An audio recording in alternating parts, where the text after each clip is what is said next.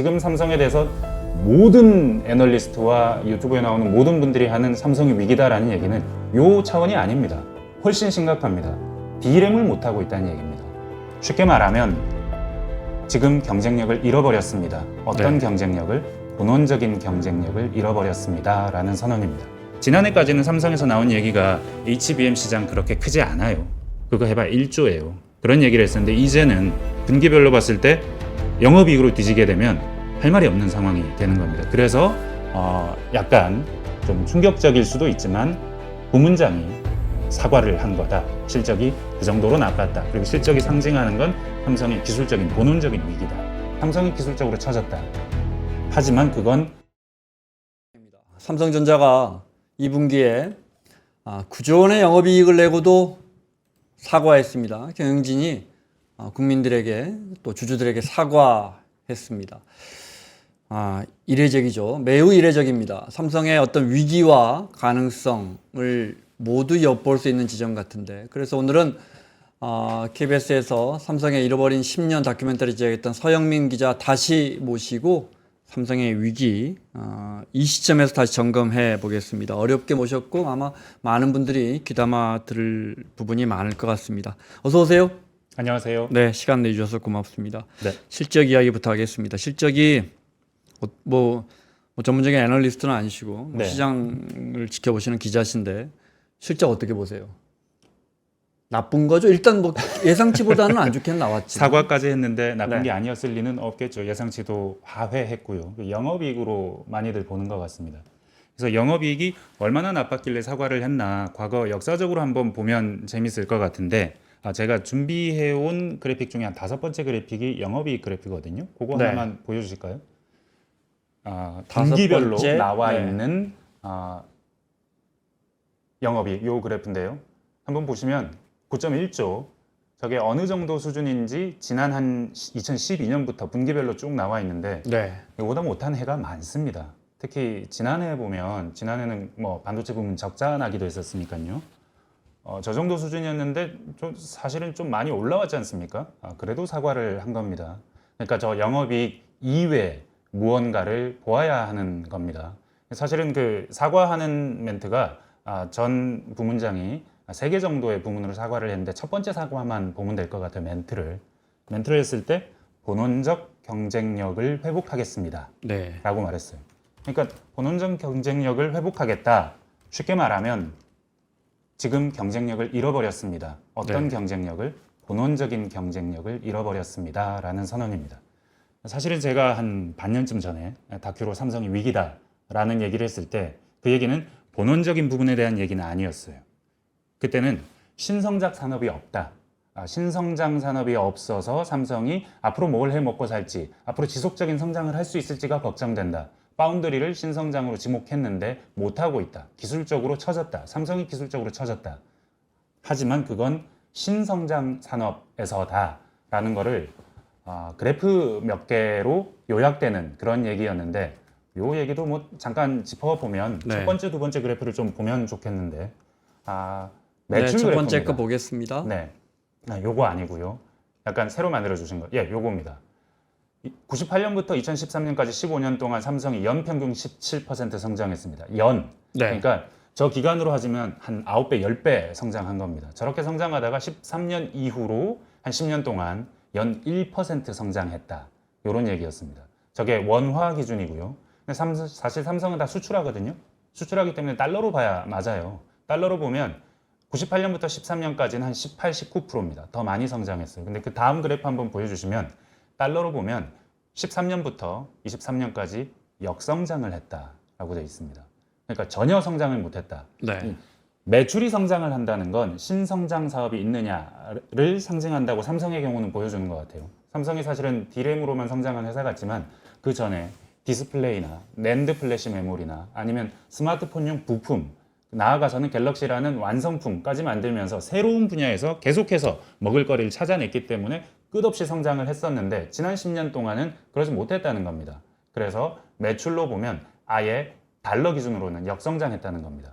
좋은 내용이었는데 사실은 저게 신성장 동력이 없다는 얘기였고 네. HBM 얘기도 아니었어요. 저 얘기는 HBM이 당시에 좀 나온다 만다 얘기는 있었는데 HBM도 사실은 삼성의 위기를 기술적인 위기를 보여주는 아주 중요한 상징이긴 한데 사실은 저는 제가 다큐를 만들기 시작할 때가 지난해 12월이었는데 그때 HBM 얘기가 이미 나오고 있었는데 내년 3월이면 만들 줄 알았어요. 그래서 3월쯤에 내가 방송을 하는데 그때 HBM을 만들어버리면 내 악귀가 흔들리지 않을까? 그래서 그 얘기를 뺐고 그때 삼성에서 이미 그때 뭐 네. 우리 곧 만든다, 곧 출시한다, 곧 계약한다 이야기가 나왔었거든요. 2023년 내내 그랬습니다. 네. 지금도 계속 그러고 있죠. 그래서 저는 설마 못 만들겠어? HBM은 삼성 본진이나 거의 마찬가지인데? 라고 생각했는데 3월까지 못 만든 거예요. 사실은 그랬으면 넣었으면 좋았겠죠. 근데 사실 저 다큐를 낸 뒤에 텍스트 기사로 온라인에서 HBM이 뭘 상징하는지도 좀 썼습니다. 이건 삼성의 본진에서 일어난 일인데 네. 본진에서 조금 더 개발을 소홀히 하면 어떻게 되느냐. 인텔이 이렇게 됐다라고 비유를 하면서 얘기할 수 있는데 인텔이 CPU 시장을 완전히 장악하고 있었는데 모바일 AP 이것도 역시 핸드폰에 들어가는 CPU라고 볼 수 있는데 이 시장은 작아 보여서 저거 이문이 별로 안 나올 것 같아서 등한시하다가 결국 인텔이 영원히 역사의 저 뒤안길로 사라지는 기업이 될 위기에 처했다 이런 얘기인데 삼성 역시 비슷한 얘기를 HBM을 갖고 할 수 있어요. 근데 그때 할 수 있었던 얘기는 이 두 가지입니다. 신성장 동력이 없다, HBM이 없다. 근데 지금 나오는 얘기는요. 지금 삼성에 대해서 모든 애널리스트와 유튜브에 나오는 모든 분들이 하는 삼성이 위기다라는 얘기는 이 차원이 아닙니다. 훨씬 심각합니다. D램을 못하고 있다는 얘기입니다. 그러니까 HBM 같은 범용이 아닌 맞춤형도 아니고 신성장도 아니고 본진에서 못하고 있다는 겁니다. 본업을 못하고 있다. 네. 이 식당의 주 메뉴를 못하고 있다. 네, 그래서 이 전 부문장이 그렇게 말할 수밖에 없었던 겁니다. 본원적인 경쟁력을 회복하겠다. 요 얘기는 아마 저는 뭐 남의 얘기를 듣는 사람이니까 더 자세히 설명해 주실 분들이 많은데 뭐 DDR5의 1B를 뭐 잘 못 만든다거나 아니면 수율이 좀 떨어진다거나 하이닉스가 1C라는 차세대 제품을 먼저 뭐 개발에 성공했다던가 이런 얘기들하고 관계가 있습니다. 그러니까 본업, D램 본업, HBM도 아니고 신성장도 아닌 데서도 처지고 있다. 그래서 기술적으로 매우 위기에 있다. 그리고 이번 아까 영업이익 그래프를 분기별로 보셨겠지만 저게 9.1조가 못했겠죠. 못했기 때문에 사과를 했겠죠. 근데 저게 못했기 때문이 아니고 반도체 부분만 봤을 때 아마도 이번 달 말에 하이닉스가 실적 발표를 할 것 같은데 영업이익 차원에서 분기 영업이익으로 하이닉스한테 뒤졌을 가능성이 높습니다. 반도체 부문만 따로 떼고 봤을 네. 때 그렇게 되면 정말 이제 훨씬 덩치도 크고 과거에 하이닉스한테 분기 영업이익이 진 적이 없나요? 그거 찾아봐야 네, 되는데 네, 죄송합니다. 아니에요. 네. 네, 그 덩치가 점유율이 세계 점유율이 월등하게 차이 나고 캐파도 엄청나게 차이가 그럼요. 나는데 네. 지금 영업이익에서 뒤진다. 지난해까지는 삼성에서 나온 얘기가 HBM 시장 그렇게 크지 않아요. 그거 해봐 1조예요. 그런 얘기를 했었는데 이제는 분기별로 봤을 때 영업이익으로 뒤지게 되면 할 말이 없는 상황이 되는 겁니다. 그래서 약간 좀 충격적일 수도 있지만 부문장이 사과를 한 거다. 실적이 그 정도로 나빴다. 그리고 실적이 상징하는 건 삼성의 기술적인 본원적인 위기다. 라고 말할 수 있습니다. 세 가지라고 지적하셨잖아요. 네. 정영현 부회장이 이야기했던 게 하나가 이제 본원적 경쟁력이고 나머지 두 가지는 뭡니까?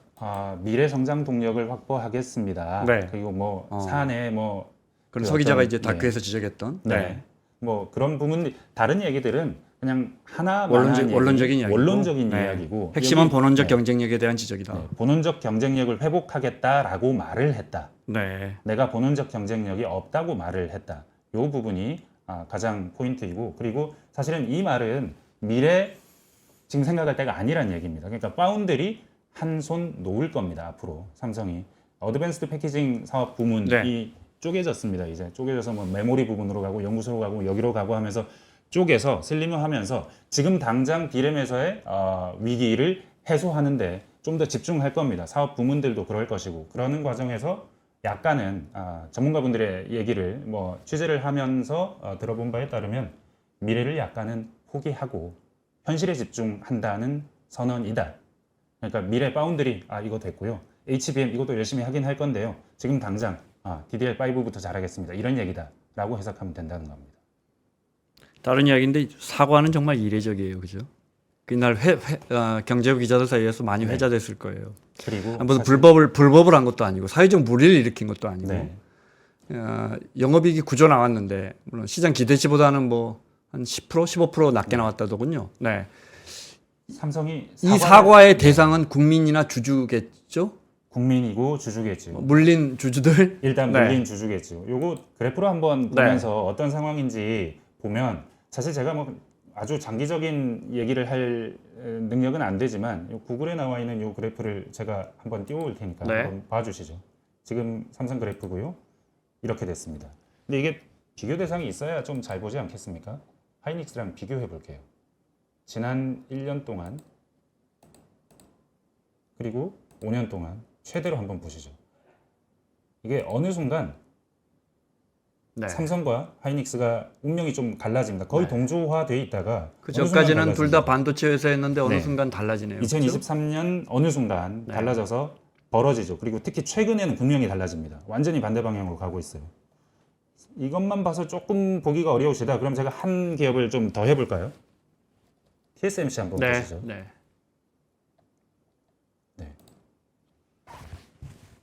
이렇게 보면 또 누가 제일 잘하는지 얼추 보이시죠? TSMC가 마이크론을 넣어볼까요? 디램으로 봐보게. 네. 마이크론을 한번 넣어볼까요? 아, 저 마이크론은 말고 다른 거 한번 보면 어떨까요? 네네네. 네. 뭐 이게 그래프가 너무 많아지면 보기가 네. 싫어지거든요. 여러분들이 좋아하는 네. 엔비디아.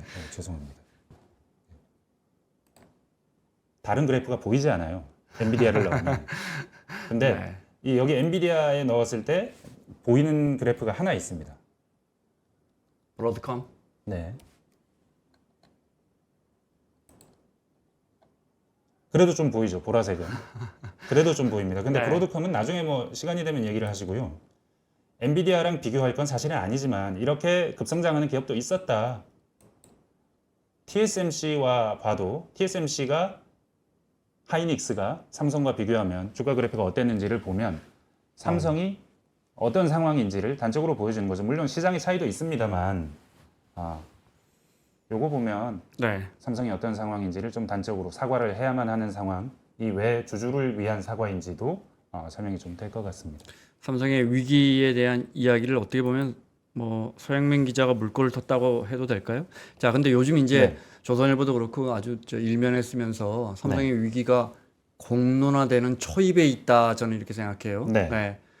서 기자는 오늘 거기에 대해서 어떤 이야기 해줄 거예요? 몇 가지 좀 정리 한번 해보고 네. 어떤 방식에서 삼성의 위기를 지적하느냐를 얘기해보고 그리고 거기에 대해서 제가 좀 들은 얘기들 좀 첨부해보면 좋을 것 같은데 가장 먼저는 설계에 문제가 있다. 그러니까 삼성의 반도체를 설계와 공정으로 한번 나눠보시죠. 만드는 것과 설계하는 것. 네. 설계에 문제가 있다는 사람들은 삼성이 무슨 문제가 있느냐? 이게 좀 옥상옥 구조다.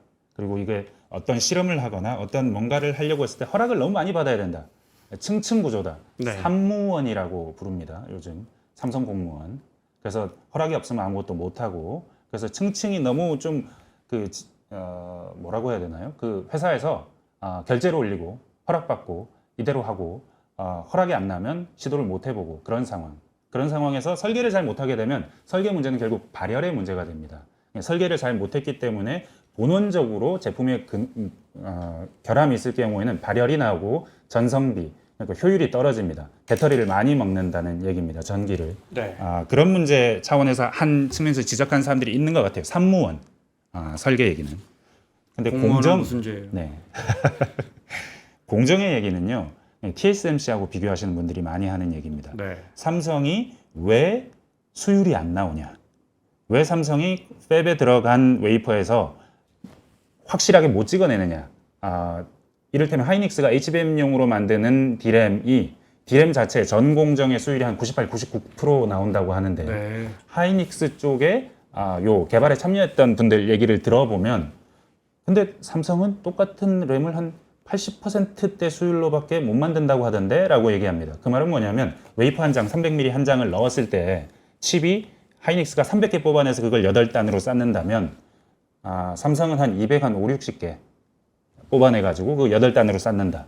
근데 발열도 좀 더 있고 이런 종류의 얘기입니다. 그러니까 수율에 문제가 있다더라. 전 공정에서 찍어내는데 이거 왜 그럴까? 하이닉스 쪽에서는 이해를 못 하겠대요. 여러 가지 이해를 못 하겠다는데 하이닉스 쪽에 왜 당신이 앞서 있습니까? 저 잘 모르겠습니다. 삼성이 왜 이렇게 못하는지 잘 모르겠습니다. 라고 얘기하거든요. 그런데 그 중에 하나가 이 수율입니다.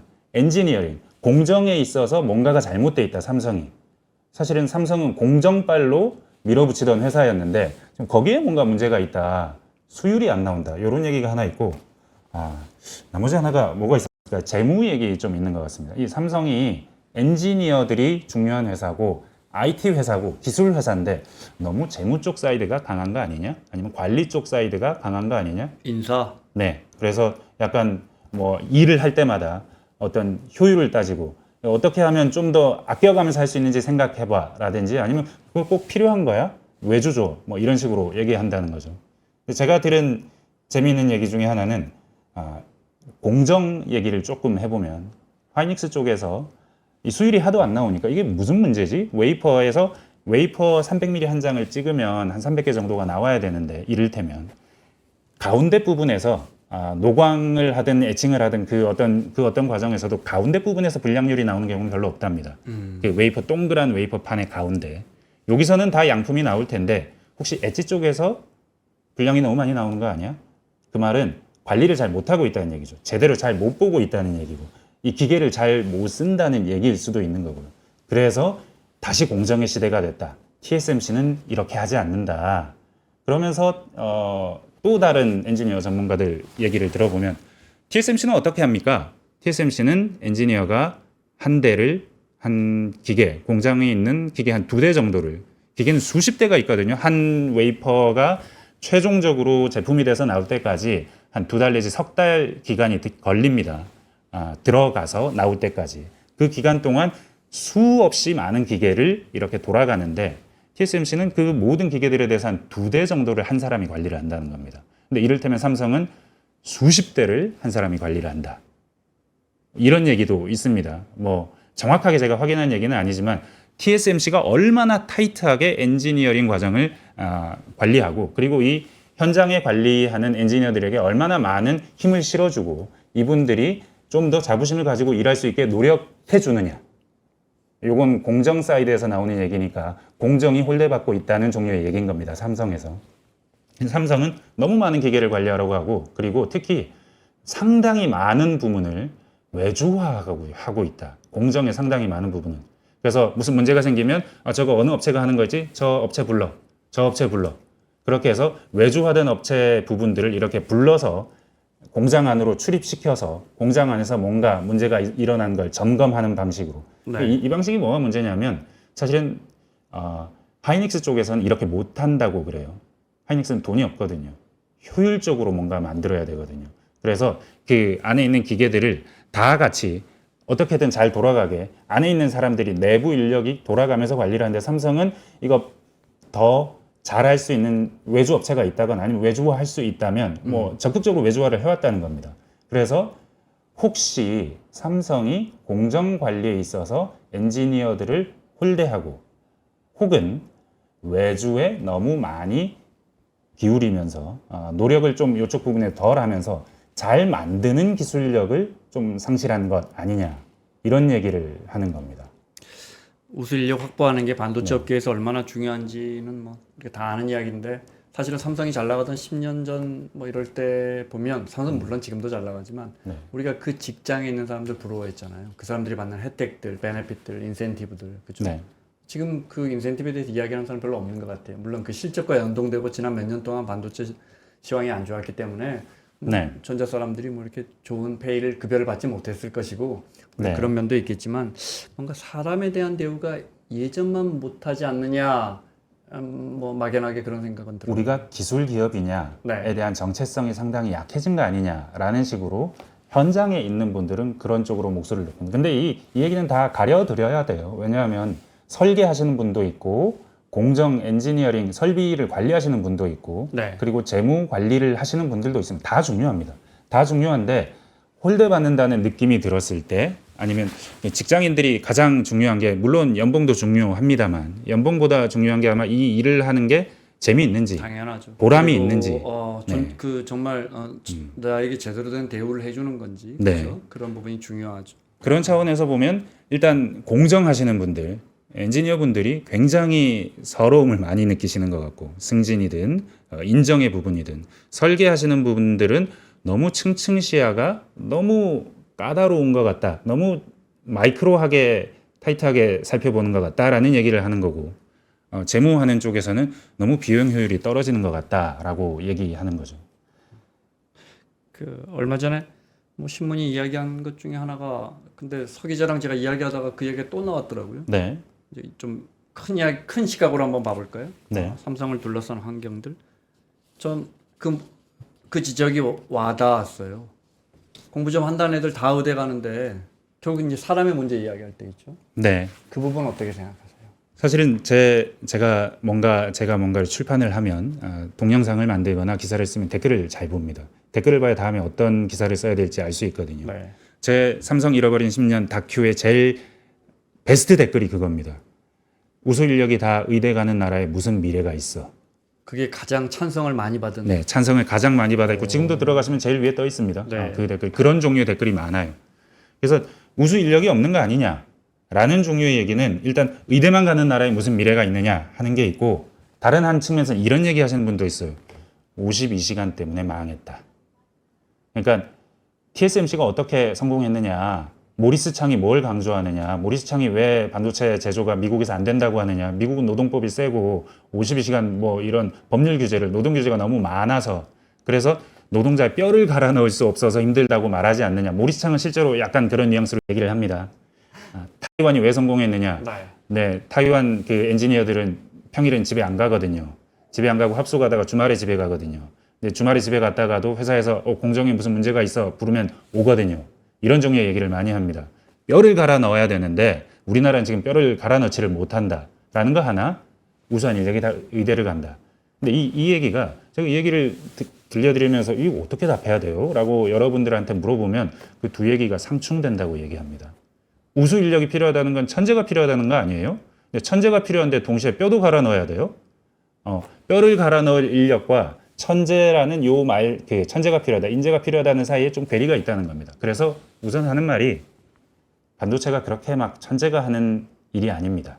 제조를 따지면 성실하게, 꼼꼼하게 잘 살펴서 아주 끈덕지게 불량률을 줄이고 수율을 높이는 TSMC가 보여준 길이 그 길이죠. 그 길인데 그게 지금 우리나라 상황에서 안 되느냐. 하이닉스를 보면 되죠. 하이닉스가 HBM을 만들지 않았습니까? 삼성은 못 만들었습니다. 하이닉스는 52시간 안 지켰을까요?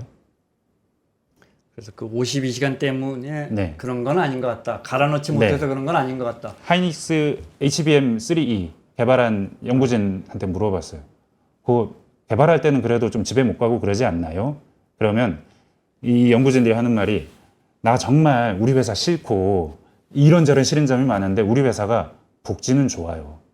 라고 얘기하면서 52시간도 어지간하면 지켜주려고 해요. 대기근무로 돌린다는 겁니다. 그래서 52시간제를 탓하는 건 하이닉스를 보면 맞지 않아요. 하이닉스는 HBM도 만들었고 DDR5도 만들었어요. 그러니까 갈아놓는다는 표현 뭐 직관적으로 네. 딱 와닿는데 삼성전자의 우수한 인력들이 정말 죽어라 일 안 해서 그런 건가? 그건 아닌 것 같아요. 예를 들어 같이 경쟁하는 비단 하이닉스뿐만 아니고 같이 경쟁하는 미국의 빅테크 네. 업체 기업들이 사람을 막 돌려서 지금의 거대한 부가가치를 만들고 있다는 생각은 들지 않거든요. 물론 우리나라가 생산성이 떨어지는 건 여러 지표에서 나오는데 네. 뭐 그것도 원인 중에 하나일 수 있겠죠. 그런데 그게 큰 원인은 아닐 것 네. 같아요. 하이닉스처럼 HBM 만들면 생산성은 자동적으로 올라간 걸로 측정이 됩니다. 그렇죠. 그러니까 새로운 네. 걸 만들어내면 측정이 그렇게 되는 것이고 생산성은 사실 어떻게 보느냐에 따라 다르게 볼 측면도 있기 때문에 우리가 더 잘 살아지면 생산성은 높아지는 것도 그렇습니다. 있어요. 네, 네. 근데 문제는 52시간 뭐 이런 식의 논의나 아니면 의대로 다 간다 이런 말 할 필요가 없는 게 삼성의 지금 엔지니어와 그 각종 기술 인력이 안에 뭐 공정, 설계 그리고 뭐 후공정 뭐 이런 부분에서 관리하는 우수 엔지니어가 5만 명이 있습니다. 이미 5만 명이 있어요. 인재가 부족하지 않습니다. 반도체 만드는데 5만 명이 하고 있는데 이 인재들이 어떻게 더 잘할 수 있게 만드느냐 요거의 문제입니다. 사실은 따지고 보면 하이닉스는 한 일이거든요. 삼성이 못한 일이고 지금 우리가 삼성을 이렇게 길게 얘기하는 이유는 삼성이 파운드리 못해서도 있지만 HBM 못해서도 있지만 본원적인 경쟁력 자체에서 하이닉스 뒤지는 거 아니냐는 우려를 사고 있기 때문이거든요. 최근에 삼성에서 실적 발표하면서 내려온 지시가 하나 있었다고요. 경쟁사와 관련된 언급에 답하지 마라. 그 하이닉스와 하도 많이들 비교하니까 그런 종류의 얘기가 있나 봐요. 근데 중요한 건 그게 아니고 어떻게 경쟁사가 한 일을 우리도 할 수 있게 되느냐. 이 질문에 답하는 거일 겁니다. 젊은 사람들이 다 1등부터 10등까지 의대 먼저 가서 우리 네. 반도체 경쟁력이 떨어졌는지 그걸 계량하는 건 아주 어렵겠죠. 근데 단기적으로는 뭐 그게 큰 이유는 아닐 것 같지만 좀 장기적으로는 어떤 사회에서 그 산업이 발전하려면 네.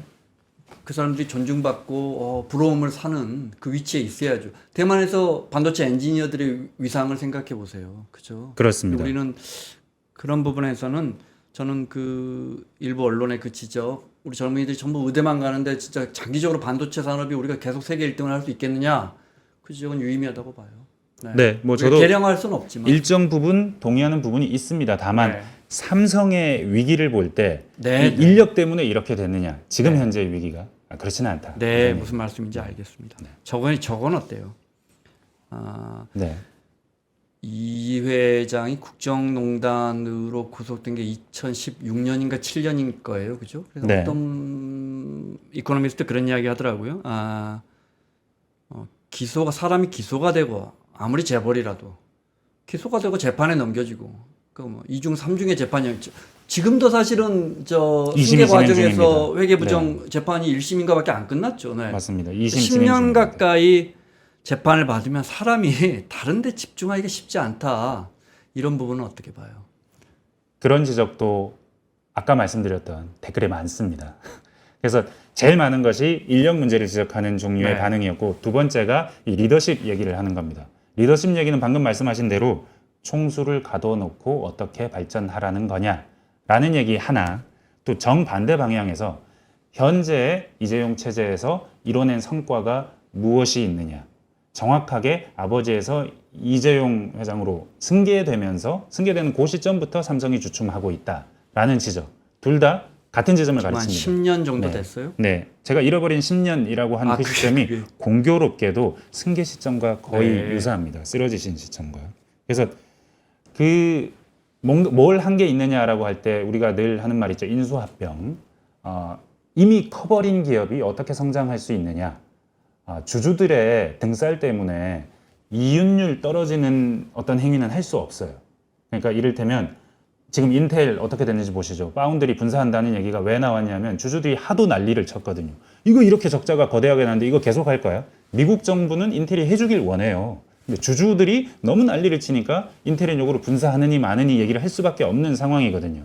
그러니까 이미 커버린 기업은 주주들의 등살이라고 표현하면 좀 이상하지만 이런 기타 등등의 문제 때문에 이윤율이 떨어질 일은 할 수 없습니다. 근본적으로 좀 체력이 떨어지게 돼 있어요. 이런 때 기업이 할 수 있는 일은 인수합병입니다. 주주들이 인수합병은 회사의 잠재력을 키워주는 인수합병이라면 받아들여요. 그러니까 좀 특이한데 결국 아주 큰 기업들은 인수합병으로 성장할 수밖에 없어요. 그 다음 성장을. 근데 그 성장을 어떻게 했느냐, 삼성이. 그 지점도 물음표다.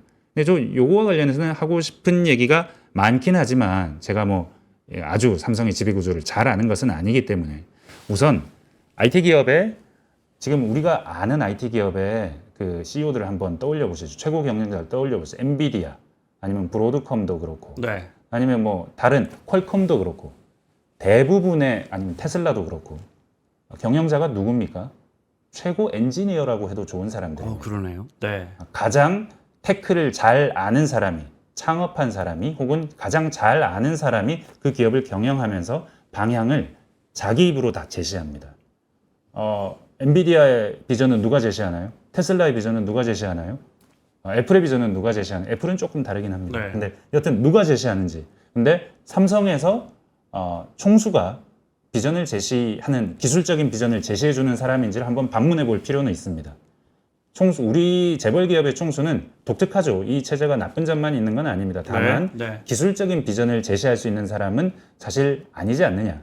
그렇다면 기술적인 비전을 제시할 수 있는 구조를 회사 안에 만들어야 되는 거 아니냐. 그 부하 직원 아니면 최고 경영자단을 두어서 그 사람이 뭔가 할 수 있는 여지를 두어야 하는 것 아닌가 하는 게 제 기본적인 생각입니다. 그렇다면 총수의 부재가 이 기업의 비전과 테크 기업의 굉장히 테크에서 잘 나가는 기업의 미래를 제시하는데 얼마나 큰 영향을 미치냐의 측면에서는 뭐 간접적으로나마 제 답이 되는 것 같고요. 인수합병은 사실 끊임없이 하는 말이지만 삼성이 계속해서 우리의 본원적인 경쟁력을 키워줄 어떤 기업을 모색하고 있습니다. 조만간 좋은 소식을 들려드릴 겁니다. 라고 한 지도 3, 4년이 지났어요. 근데 지금까지 인수합병한 건 하만카돈 하나, 본원적인 경쟁력과는 좀 무관한 것 같습니다. 그러니까 삼성이 신성장을 하기 위해서 할 수 있는 다양한 일들을 잘 했느냐, 리더십 단에서. 그리고 총수와 관련한 이 얘기는 앞에 말씀드렸던 뭐 그 정도 하면 될 것 같고요. 그래서 리더십과 관련해서는 총수를 가둬놔서 그렇게 됐다라고 보기는 저 개인적으로는 좀 그런 종류의 생각에는 부정적이고, 다른 한편은 지금이라도 좀 더 본원적인 경쟁력과 직결되는 종류의 결단을 리더십 측면에서 내려줄 필요가 있다. 인수합병은 이제 먼 얘기입니다. 그건 신성장 동력이죠. 지금 경영직이 내려야 할 본원적인 경쟁력과 관련한 것은 D램의 경쟁력을 어떻게 다시 회복하느냐 하는 겁니다. 다시 회복하기 위해서 내부 조직 구조를 어떻게 추스르고 어떻게 인센티브 구조를 가져가서 좀 더 경쟁 가능한 구조로 가져가느냐, 이런 얘기를 할 수 있겠습니다. 이런 건 어떻습니까? 아까 저 인텔의 파운드리 분사 이야기하셨는데 이번에 이제 이재용 회장이 저기 파운드리 분사는 없다, 생각하지 않겠다고 이야기했었죠. 네. 네. 근데 구조적으로 보면 삼성전자라는 회사 자체가 워낙 크기 때문에 네. 기본적으로 이제 여기에 반도체를 주문해야 할 기업들이 삼성은 다 뭐랄까 라이벌로 볼 수 있는 거 아니에요. 이 문제는 이제 계속 나오는 거잖아요. 네. 근데 반면 하이닉스만 해도 제게 있는 분이 이런 말씀하시더라고요. 우리는 이제 파트너링이라는 표현을 쓰시더라고요. 우리는 고객으로 그분들하고 파트너로 간다. 네. 예를 들어 엔비디아가 있겠죠, 그죠? 네.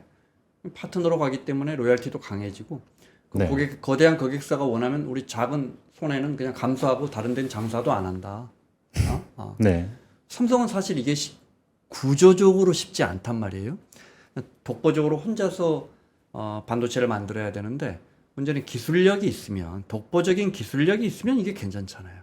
지금처럼 이제 초격차가 밀리기 시작하면 어딘가 협력하고 편을 짜고 파트너링을 해야 되는데 네. 이건 또 쉽지 않아졌단 말이에요. 애플이 삼성하고 손 잡겠습니까? 그죠? 경쟁사인데 물량을 발주하겠어요?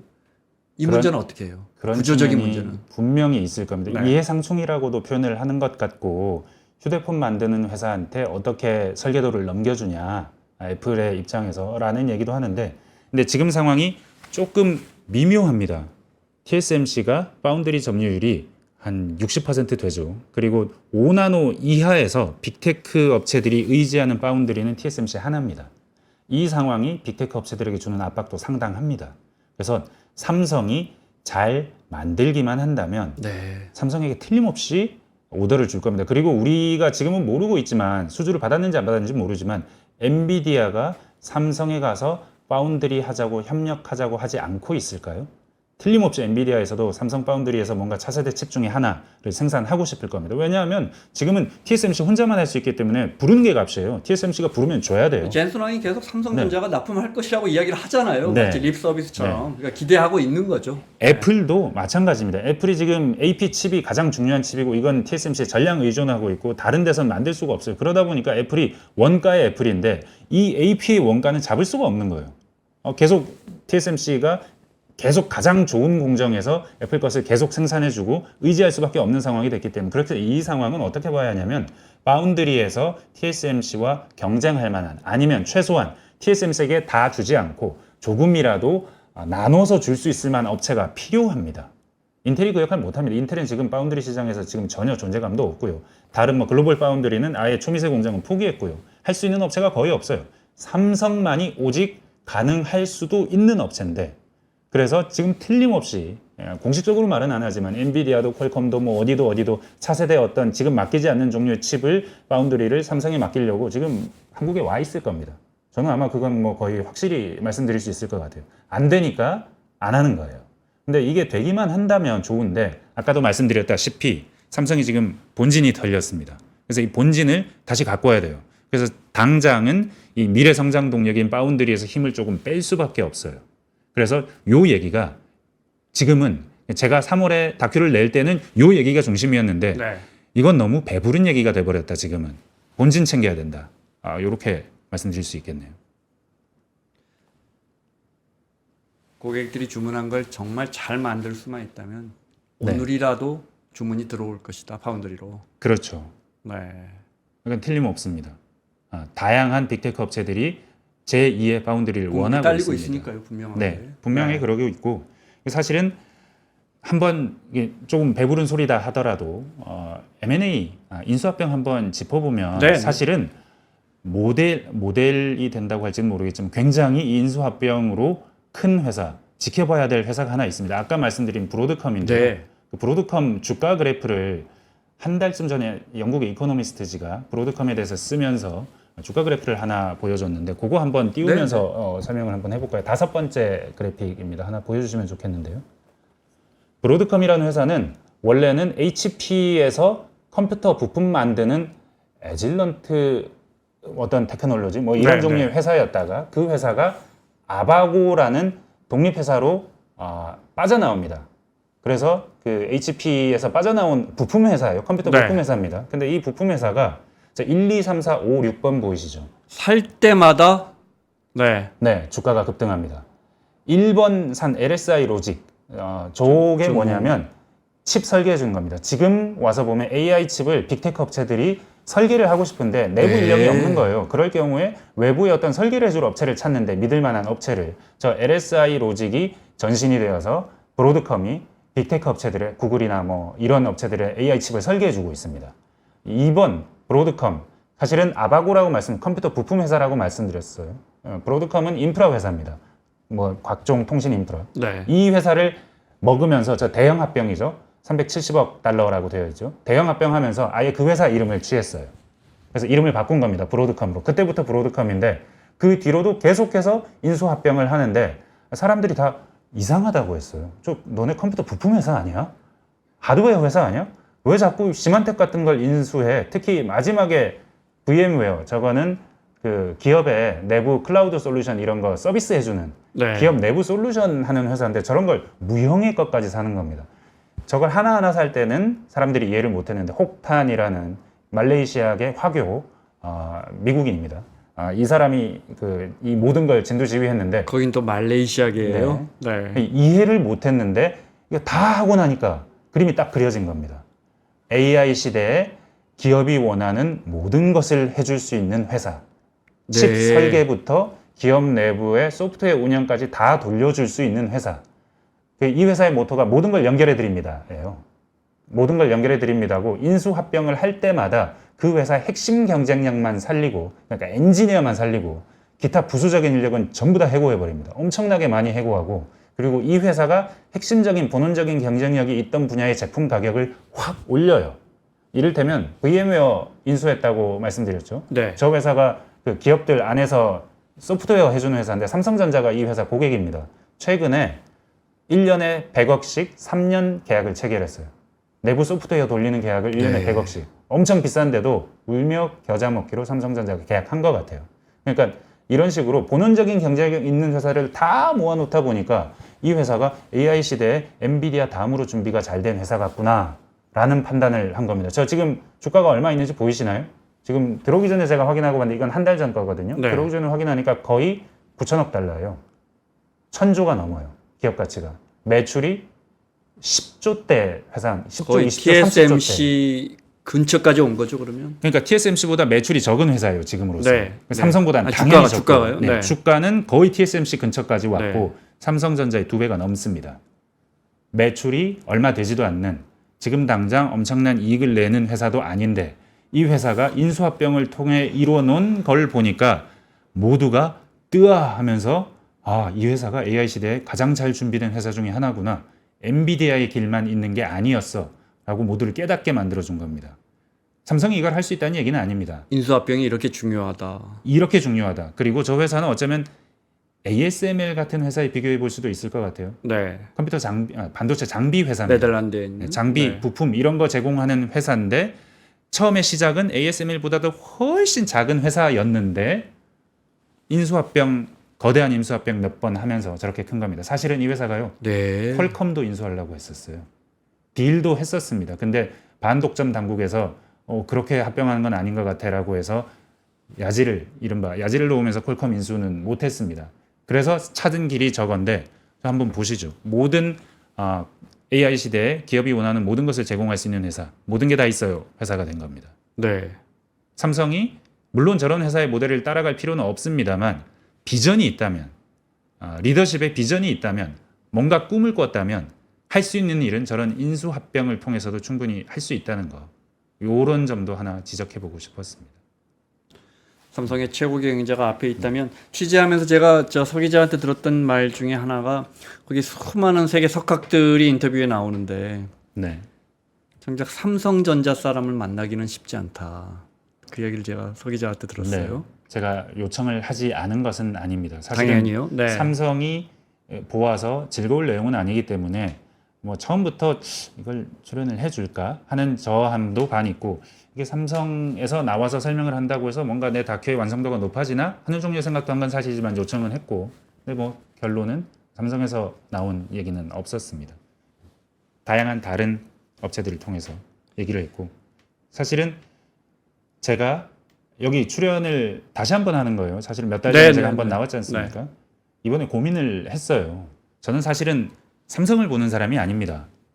삼성을 보거나 혹은 아니면 시장을 보는 사람도 아닙니다. 주가를 보는 사람도 아닙니다. 개인적으로 주식을 조금 하긴 하지만 그렇다고 해서 제가 주가를 보고 시장을 봐서 흐름을 예측하거나 흐름에 대해서 분석하는 사람도 아니고 저는 오히려 지금 하고 있는 일들로 설명을 드리면 삼성 다큐 만든 뒤에요. 저는 울산 탈출이라는 다큐를 만들었습니다. 낙수효가 없는 대한민국에 대해서 조명한 거예요. 지방 도시에서 현대차와 현대중공업은 지금 꽤 좋은 턴을 타고 있는데 근데 울산이라는 도시는 타지 못하고 그래서 젊은이들이 떠나가기 때문에 서울로 오면 젊은이들이 서울에서 너무 박터지게 경쟁을 해야 되고 그러다 보면 결혼 출산 미루게 되고 대한민국의 출생률은 계속 떨어지고 그러면 대한민국은 미래 없는 사회가 되고 이런 얘기를 최근엔 만들었어요. 그 다음에 만든 얘기는 지금 이제 이번 달에 방송될 건데 이건 불평등 얘기입니다. 우리나라의 노인들이 너무 불평등하게 힘들게 살고 있다. 다음 만들 얘기는 기후 얘기입니다. 기후 때문에 우리나라 경제 발전이 아니면 전 세계 경제 발전이나 지속 가능성이 침해받고 있다. 이런 얘기가 될 거예요. 저는 삼성을 보는 사람이 아닙니다. 그리고 지금 다른 다큐를 만드느라 정신이 없어요. 그래서 나올까 말까 고민을 했었는데 최근에 돌아가는 상황은 제가 6개월 전에 다큐를 만들 때 상황과는 너무 다른 것 같아요. 제가 만들었을 때는 아니 올해 삼성이 수십조 영업이익 낸다 그러고 작년 안 좋았지만 올해 좋아진다고 다 예정도 있는데 시장 사이클이 돌아왔기 때문에 근데 무슨 잃어버린 10년이야. 너무 좀 악의적으로 좀 안 좋았던 해를 가지고 좀 만든 거 아니야라는 얘기도 일부에서는 했었고 좀 시점이 안 맞는 것 같은데라는 얘기도 했었는데 근원적인 경쟁력으로 봤을 때 이미 신호는 와 있었어요. 누구나 이 마켓을 계속 봤다면 보신 분들이라면 다 알았을 거예요. 특히 2022년에 GOS 파동, 예전에 지난번 클립에서도 설명을 드렸을 텐데 거기서 삼성의 바운드리에서 본원적인 경쟁력의 한계가 드러나 버렸어요. 신성장 동력으로 삼겠다고 그랬는데 잘 못 만들고 그래서 퀄컴이 떠나가고 퀄컴이 떠나갔는데도 이 칩은 지금 계속해서 삼성 갤럭시에 달리고 있습니다. 그러니까 바운드리의 본원적인 경쟁력이 없다는 게 만천에 드러났어요. 근데 그렇게 드러났는데도 제가 당시에 GOS와 관련된 기사를 썼는데 굉장히 많은 호응을 얻었지만 그런 종류의 기사가 삼성의 기술적인 한계를 지적하는 기사가 저는 그때 보여서 그때 썼는데 삼성을 출입하던 분들 아니면 삼성에서 계속해서 취재를 하시던 미디어들은 몰랐을까요? 몰랐다면 어쩌면 미디어로서는 직무유기일 수 있고 사실은 정치부 출입하는 기자들이 왜 몰랐겠어요. 정치부 출입하는 기자들이 정부를 견제하는 제4의 4부라고 불리듯이 기업을 출입한다면 기업의 어떤 한계에 대해서도 잘 보고 있어야죠. 특히 삼성 같은 경우는 우리나라 수출의 가장 많은 부분을 차지하는 기업이고 지금도 여전히 10% 이상의 수출이 삼성이 하는데 이 기업을 잘 보고 있어야죠. 잘 하고 있는지 살펴야죠. 무엇을 못하고 있다면 못하고 있는 걸 그때그때 말을 해줬어야죠. 기자들이 할 수 있는 일이 그런 일이라고 생각되거든요. 근데 그런 일은 못했어요. 뭐 군데군데에서 기사들이 있긴 했겠지만 그런 기사들이 어떤 흐름을 만들지는 못했고 저도 뭐 올해 3월에 기사를 내긴 했지만 약간의 야유를 받을 줄은 알았지만 뭐 그 뒤로 별로 한 일은 없습니다. 좋았잖아요. 그래도 뭐 많은 국민들이 봤고 전반적으로 뭐 100만 명 이상이 봤고 저로서는 뭐 보람이 있는 다큐였습니다. 근데 지금에 와서 보면 너무 또 삼성이 완전히 거의 뭐 이제 뭐 끝난 회사인 것 같은 분위기까지 있어요. 요즘은 근데 사실은 이 끝난 회사가 9조 원의 영업이익을 냈어요, 분기. 그럴 리도 없고 그렇게 돼서도 안 되죠. 네. 네. 9조 원의 영업이익을 낸 회사고 다음 분기도 대략 한 10조 안팎의 영업이익을 될 걸로 기대가 되는 회사입니다. 대한민국에 1년 걸쳐서 10조 이익을 내는 회사가 없을 거예요. 하이닉스 정도 빼면. 네. 근데 이렇게 현대차도 있겠군요. 근데 이런 회사가 우리가 가진 이 소중한 자산이 잘 되기를 바라는 마음 혹은 뭐 이 회사를 좀 더 잘 바라봐 주기를 지금부터라도 조금 더 지적할 부분이 있다면 지적을 아니면 백가쟁명식으로 지금 얘기가 나오는데 이 얘기들이 네. 많이 나온 다음에 정리가 된다면 삼성도 상당히 참고할 얘기들을 추려낼 수 있을 거라고 믿어요. 저는 오늘 여러 가지 얘기들을 좀 말씀을 드렸고 여기 나오기 위해서 또 많은 사람들에게 물어보고 조언도 구했는데 이런 얘기들이 다 보탬이 돼서 결국은 삼성이 잘해야 되는 겁니다. 본원적 경쟁력이 물론 SK 하이닉스가 잘하는 것도 중요하지만 가장 큰 집인 삼성이 네. 앞으로 더 잘해야 되는 겁니다. 뭐 이런 얘기를 왜 당연하죠. 잘해야 우리나라가 된다는 1년에 800조 수출하는데 삼성전자가 150조 수출하니까 네. 여전히 삼성전자는 우리에게 얼마나 아니죠. 작년에 삼성전자하고 네. 하이닉스가 잘 못 벌어가지고 장사 못 해가지고 올해 법인세 안 내니까 세수축에 꼬이는 거 보십시오. 네. 맞습니다. 국가 재정이 꼬입니다. 그러니까 얼마나 소중한 회사들입니까? 당장에 근시적으로 보면 장기적인 이야기 많이 했는데 근시적으로 보면 어떤 조언을 좀 해주고 싶어요. 네, 뭘 좀 고쳐 나가야 할까요? 이게 굉장히 어려운 문제예요. 왜냐하면 네. 삼전이라는 회사가 정말 거대한 항공모함이잖아요. 네. 이거 방향 돌리고 그 누가 책임질 거예요, 그죠? 물론 서 기자 같은 분들, 수많은 저널리스트나 학계에 계신 분들, 정부에 계신 분들 이런 조언을 들어야 하는데 참 아쉬운 부분은 아까 그 부분이에요.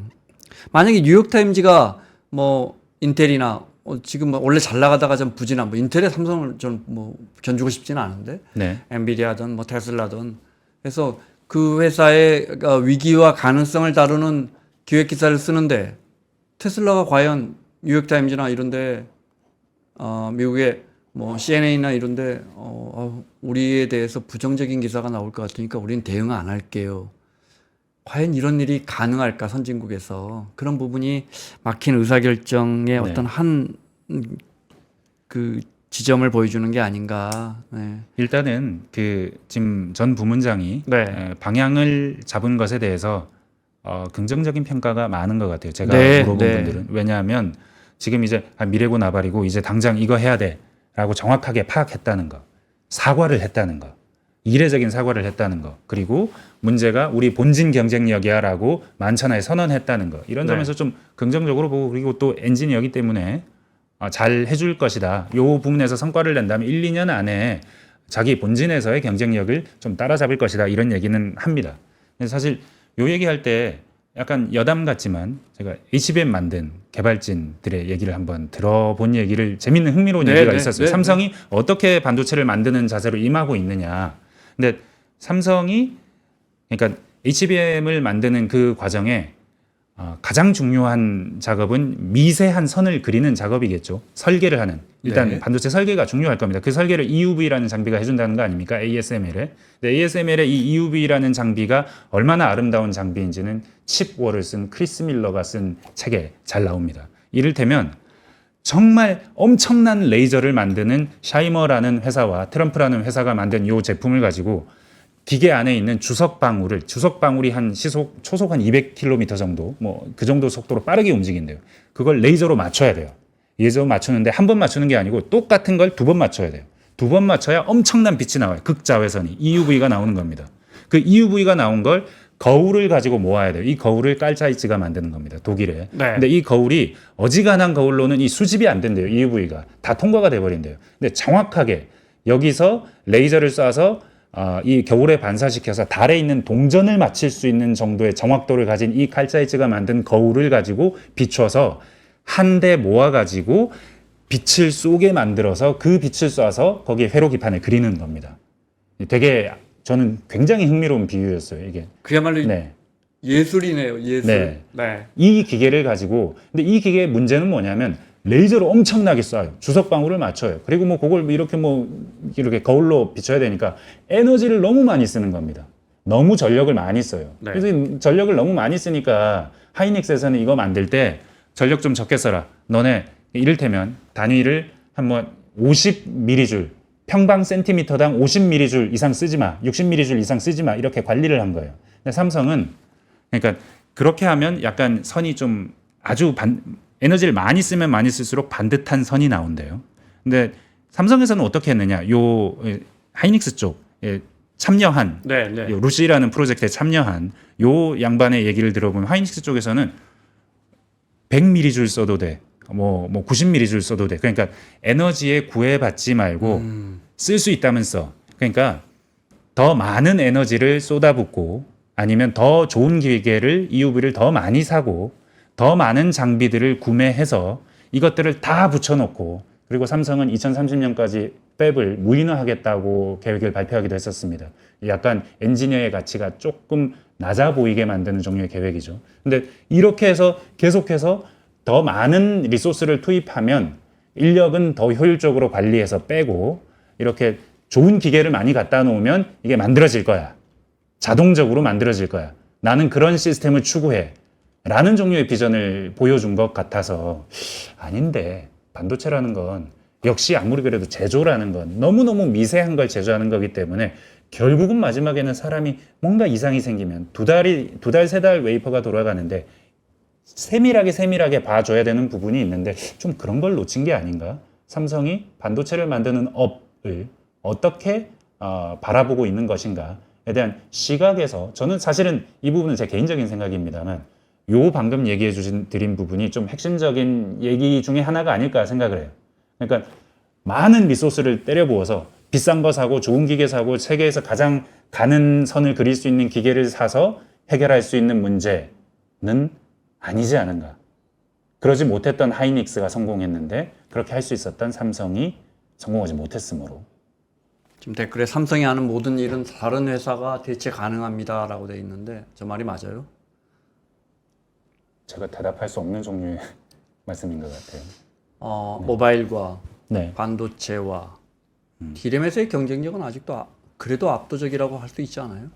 압도적이지 본진에서 놓치고 네. 있다고 했지만 네. 살짝 압도적이지 않을 수도 있는 상황으로 가고 네, 있어서 그래서 초격차가 많이 줄었죠. 네. 반성문도 나왔고요.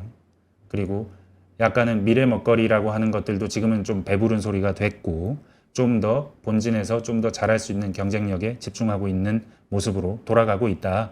그리고 전 부회장의 메시지는 부문장의 메시지는 그런 것이다. 예.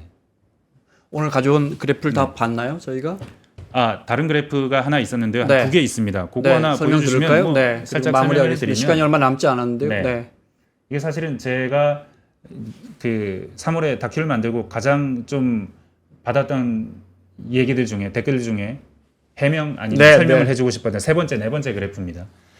너무 안 좋은 시점을 골라 잡아가지고 지난 뭐 15년 동안 좋았는데 이번에 안 좋았다고 설명하는 거 아니냐라고 해서 그러면 이제 올해는 좋다는 거 아니에요? 올해는 좋고 내년도 매출이 더 좋아질 거라는 거 아닙니까? 네. 원화 기준으로 올해와 내년 좋아지니까 성장률이 얼마나 되는지 제가 챗GPT한테 물어봐서 계산시켜서 그래프를 만들어 봤습니다. 네. 제가 안 좋아서 10년 동안 연 1.25% 성장했다고 했잖아요. 근데 올해 아주 좋아졌는데 그래서 2.7% 정도 나옵니다. 그리고 내년에 좀 더 성장을 한다면 3.3% 정도 나옵니다. 근데 이건 다 예상이거든요. 제가 좀 이해가 안 되는데요. 지난 10년 동안 지난 10년 기준으로 2013년부터 네. 올해까지 내년까지 네. 이렇게 연 평균 몇 퍼센트 성장할 것이냐. 네. 지난 성장했느냐? 앞으로 만약에 올해 지난해가 너무 낮은 시점을 잡아서 네. 삼성이 성장 네. 못한 것처럼 말했다면 네, 네. 그럼 올해 내년을 잡아보면 어느 시점과 어떠냐. 비교하느냐? 그렇게 해봐야 연 평균 1%, 2%, 3% 수준밖에 안 되고 그리고 저건 예상치인데 아마도 저 예상치를 하회할 것 같아요 올해. 그렇게 되면 15년 동안 98년부터 2013년까지 매년 17% 성장했는데 1%든 2%든 3%든 그게 성장한 겁니까? 라고 답을 해볼 수 있다는 거죠. 그리고 네. 다음 그래프는 이게 원화 기준의 성장률을 대략적으로 계산해 본 거라면 다음 그래프는 USD, 달러 기준입니다. 삼성은 수출만 하는 회사이기 네, 때문에 네. 달러 기준으로 봐야 돼요, 사실은. 달러 기준으로 보면 올해 지난해까지 역성장했다고 말씀드렸고 올해 성장률이 좋아지면 대략적인 환율을 집어봤을 때 0%대 지난 10년, 11년간 0%대 성장을 한 거고 네. 내년에 매출이 더 좋아진다면 지난 12년간 1%대 성장을 한 걸로 나옵니다. 그전에는 매년 19% 성장하던 회사였습니다. 그나마 원화로 계산하는 게 조금 더 낫군요. 네. 네. 알겠습니다. 여기까지 삼성의 잃어버린 10년 제작한 TBS의 서영민 기자와 함께 최근에 이제 삼성이 2분기 실적 발표하고 이례적으로 이제 국민들께 사과했는데 삼성의 위기 사실은 이제 3%뿐만 아니고 여기저기 레거시 중요한 언론사에서도 이제 삼성의 위기에 대해서 공론화를 하기 시작해서 우리가 다시 서영민 기자 불러서 이야기 들어봤습니다. 그래서 삼성전자 주식 살 생각은 아직 없어요? 이 말을 해도 되는지 모르겠는데 네. 저는 주주입니다. 아 그래요? 네. 네. 아이고 첫 번째 질문에서 할 걸 그랬네. 네. 네. 손실을 보고 있겠군요 지금. 네. 네, 거기까지만 물어볼게요. 네. 자, KBS의 서영민 기자였습니다. 고맙습니다. 감사합니다. 박근영, 이선영, 사경인, 염승환 투자 마스터들의 세심한 케어로 건강한 투자 습관을 만드세요. 3프로 멤버십 3프로 앱에서 확인하세요.